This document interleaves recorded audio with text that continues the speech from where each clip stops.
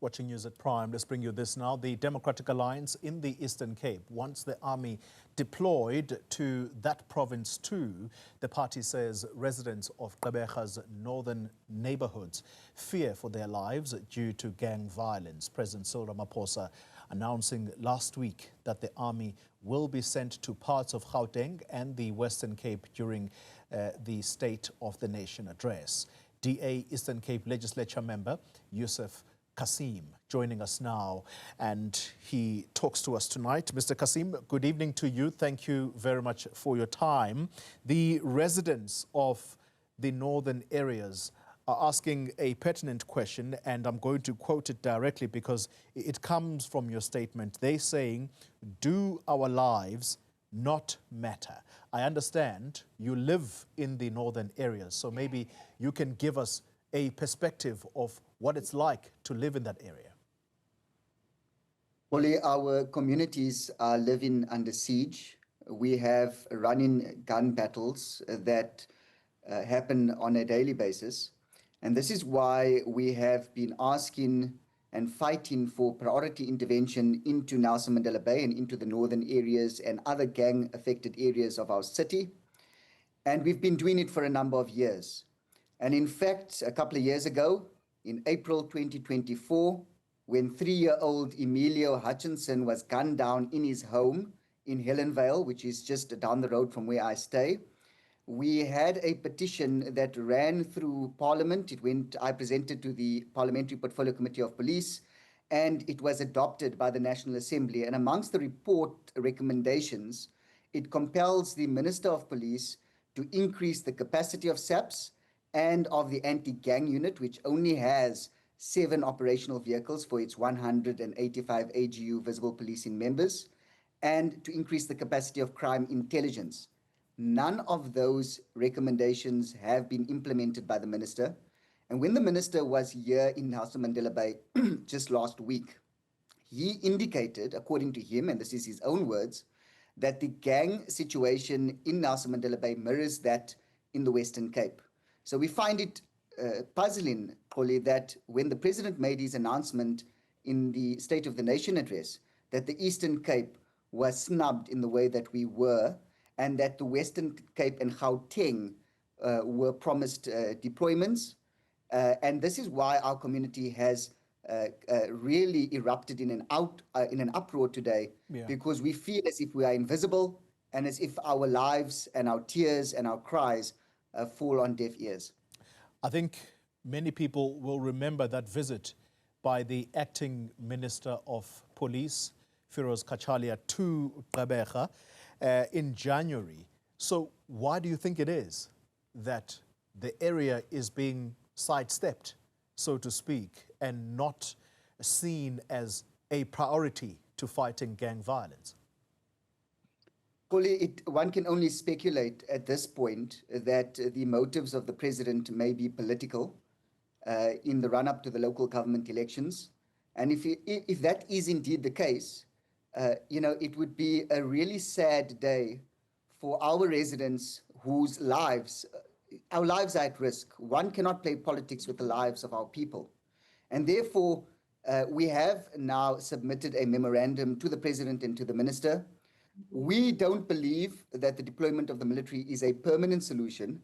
However, it will stabilize the situation and create space for law enforcement agencies to do their work and to try and put a dent into the scores of illegal firearms, substances, and other goods that are moving in and out of our areas. And we've also asked MPL Retief Odendaal, who's going to be debating in the SONA debate tomorrow, to take this matter directly to the president so that we can get an answer as to why he has not considered Nelson Mandela Bay. We are the murder capital of the country, and whether or not he will now answer our calls to be included in the deployment. You remind us through your statement that in July last year, Parliament adopted a report arising from a DA petition which was calling for urgent national priority intervention in the northern areas. But here's the area that really lays it bare what the situation is, particularly from the side of law enforcement. And it is that you say the anti-gang unit and crime intelligence capacity in Nelson Mandela has virtually collapsed. Does that reflect or not reflect the severity of this crisis?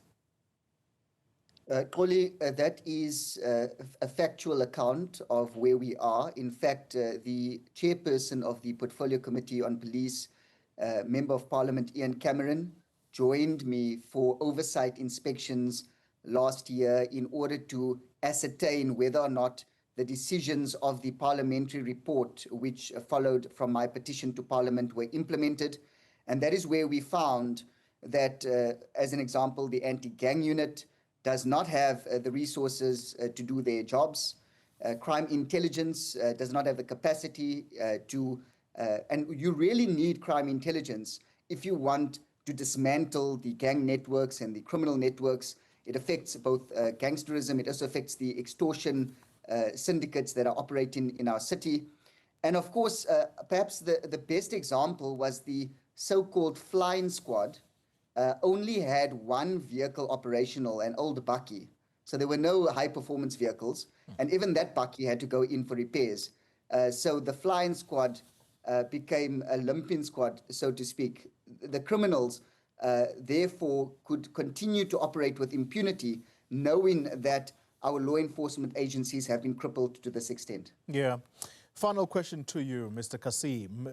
The understanding is that the Premier of the Eastern Cape, Oscar Mabuyane's own words, were that at some point, I quote now, residents are prisoners in their own homes. If the Premier himself has acknowledged such, I'm interested to know in your statement when you say the President could potentially be playing politics here. What are you referring to exactly? Why is it that the President would not value the lives of the people of northern areas? It might have something to do with the fact, Xoli, that this community has been largely ignored, and not only in this instance, even under the current coalition government, which is ANC run in Nelson Mandela Bay, the capital budget allocations are a complete disgrace. My community, which are, and one doesn't want to racialize it, Xoli, but my community, which is made up of people that largely look like me, mostly colored and Indian South Africans, have been treated as if our lives do not matter. We are the forgotten people in the city. The capital budgets allocated the wards with majority colored and Indian populations, less than 5% of the overall capital budget allocations. And then, of course, in the Eastern Cape, many voters across the province has remained largely loyal to the ANC, and the President may believe that he doesn't have to pay as much attention here, that he feels he's under pressure in Gauteng. He might feel politically they want to try and appeal to voters in the Western Cape. But if you look at the recent polling, voters in the Eastern Cape are also starting to abandon the ANC in their sentiments.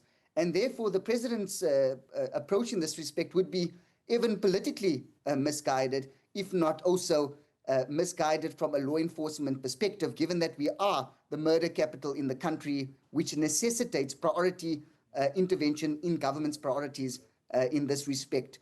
We believe very strongly, Xoli, that unless we are able to ensure that we introduce government interventions based on the facts on the ground and based on evidence, we are not going to be able to make any progress in our fight against criminality in our country. Well, you've said it, Mr. Cassim. The manner in which you stated it may sound to the viewer as if you're saying the President may not necessarily be racializing this, but you are wondering why it is, because you then say it's probably because the people who live in that area look like you, they are colored people, and therefore they are the forgotten people of Gqeberha. You are accusing the President of playing identity politics. You are accusing the President of basically applying racism in the manner in which he has decided here. Is that not what you're saying?